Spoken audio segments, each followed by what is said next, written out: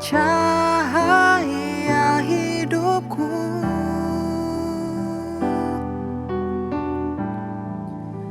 Kau kuatkan aku bertahan. Kau harapan dalam kesesakan. Kau buktikan kesetiaan-Mu Tuhan. Engkau Allah Immanuel.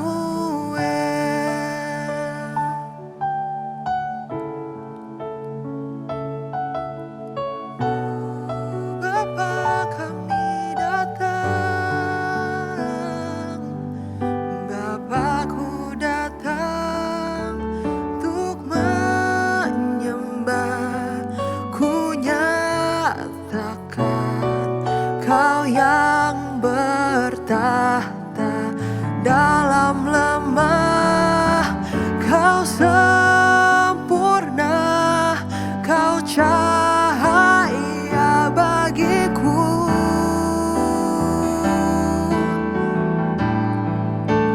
Kau kuatkan aku bertahan. Kau harapan dalam kesesakan. Kau buktikan kesetiaan-Mu Tuhan. Engkau Allah Immanuel. Kau kuatkan aku bertahan. Kau harapan dalam kesesakan. Kau buktikan kesetiaan-Mu Tuhan. Engkau Allah Immanuel.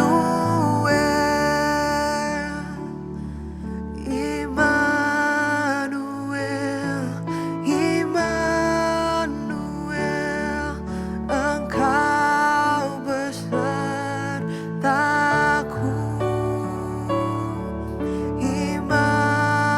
Immanuel, Immanuel, Engkau Allah besertaku.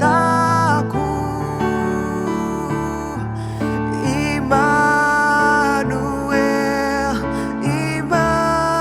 Immanuel, Engkau besertaku.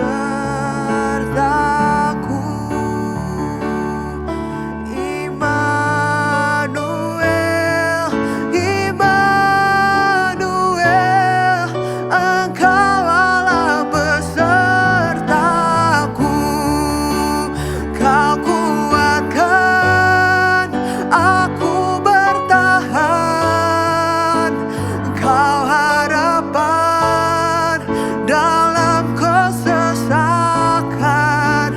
Kau buktikan kesetiaan-Mu Tuhan. Engkau Allah Immanuel. Kau kuatkan aku bertahan. Kau harapan dalam kesesakan. Kau buktikan kesetiaan-Mu Tuhan. Engkau Allah Immanuel. Engkau Allah Immanuel. Engkau Allah Immanuel.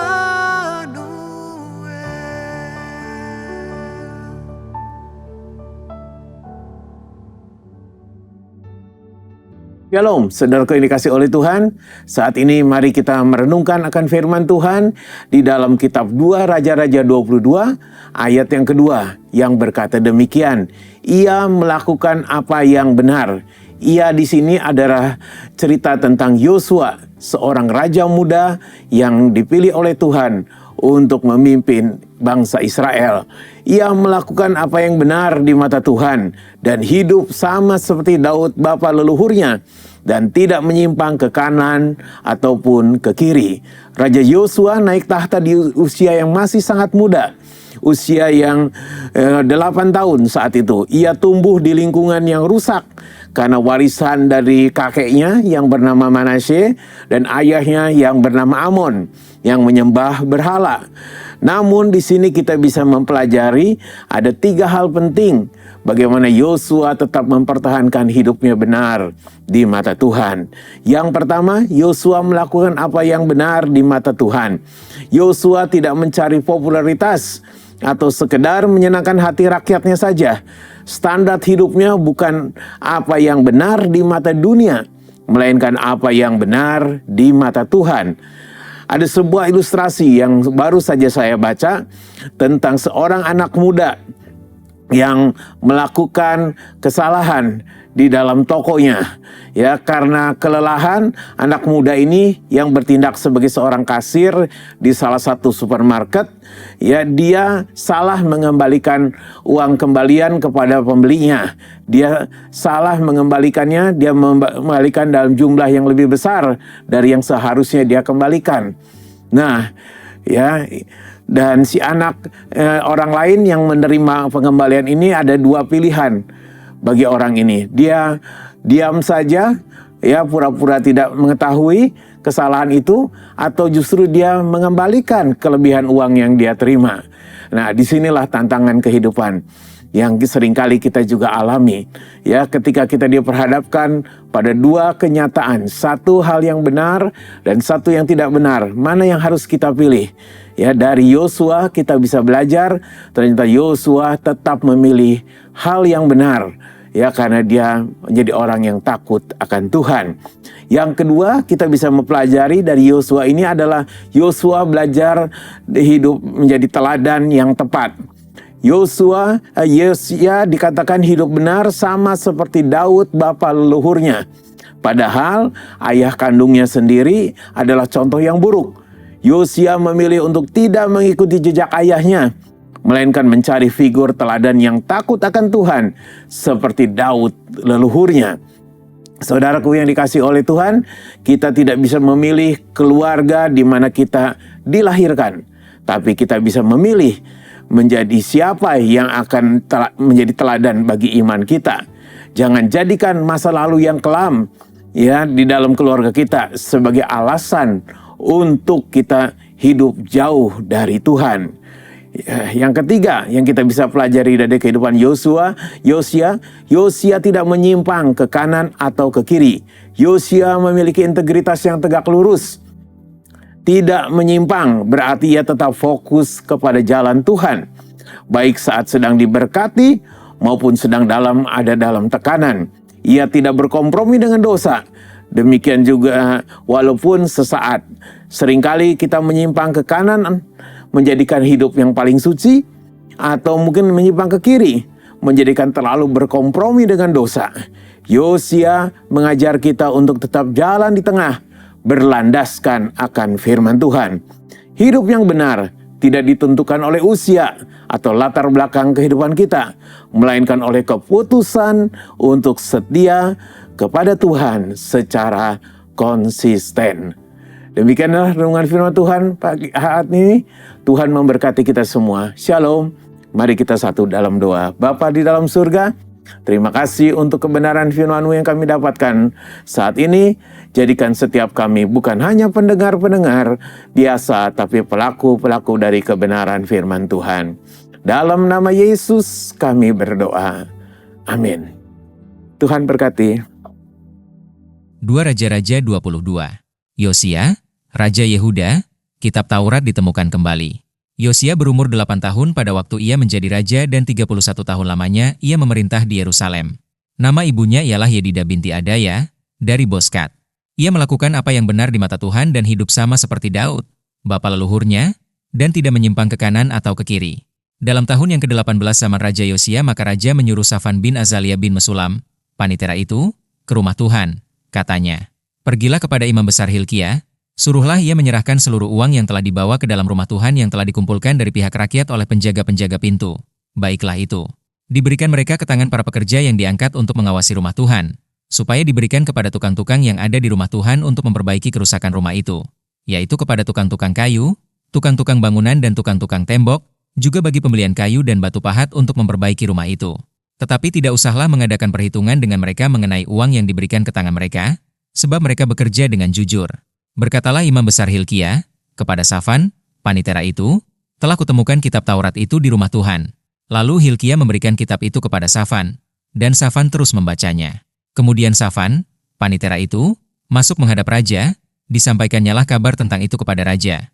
Hamba-hambamu ini telah mengambil seluruh uang yang terdapat di rumah Tuhan dan memberikannya ke tangan para pekerja yang diangkat mengawasi rumah itu. Safan, panitera itu, memberitahukan juga kepada raja, Imam Hilkia telah memberikan kitab kepadaku. Lalu Safan membacakannya di depan raja. Segera sesudah raja mendengar perkataan kitab Taurat itu, dikoyakannyalah pakaiannya.